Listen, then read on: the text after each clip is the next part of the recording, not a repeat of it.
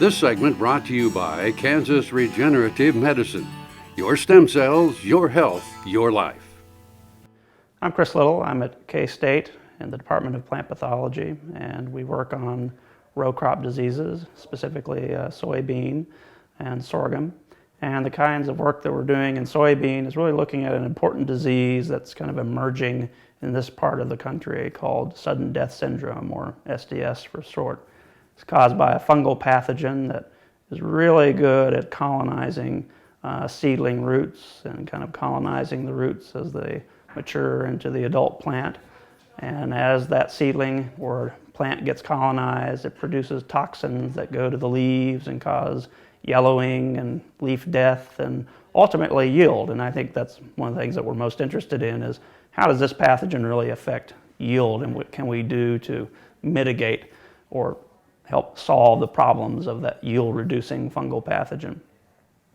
Well, one of the real keys is planting date. When should farmers plant?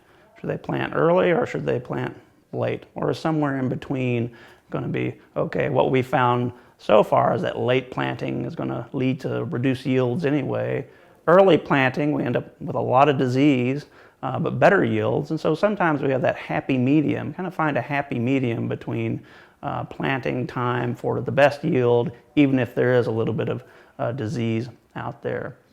We're also interested in abiotic properties of soils. And what I mean by that is pH, soil texture, how sandy is the soil, those kind of things. Those all might play a part or influence how the pathogen is acting.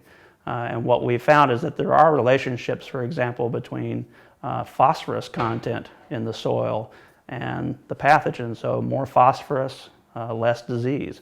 So maybe there is a potential nutritional way of solving this disease problem.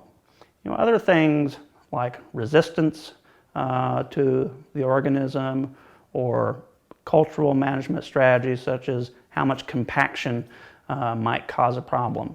If you have a lot of compaction, sometimes you have bigger problems with root rot diseases like the SDS. Less compaction, not so much. And we've certainly seen that. Another area are seed treatments. There's lots of different chemicals out there that are used to treat seeds, and as those seeds develop, the chemical protects the seed from the invading fungus. And one example is ILeVO, new seed treatment, which appears to have a good yield bump and also appears to reduce the amount of pathogen on the seedlings as well. So ways such as those can be put together in sort of an integrated pest management strategy. Cultural controls, seed treatments, and also resistance to get the best yield for our soybean growers, especially when they face problems with the SDS pathogen in the Kansas River Valley and other important production areas. People can go to the Kansas State website and Department of Plant Pathology, and from there they'll be able to locate information on soybean disease research in both the agronomy and Department of Plant Pathology websites.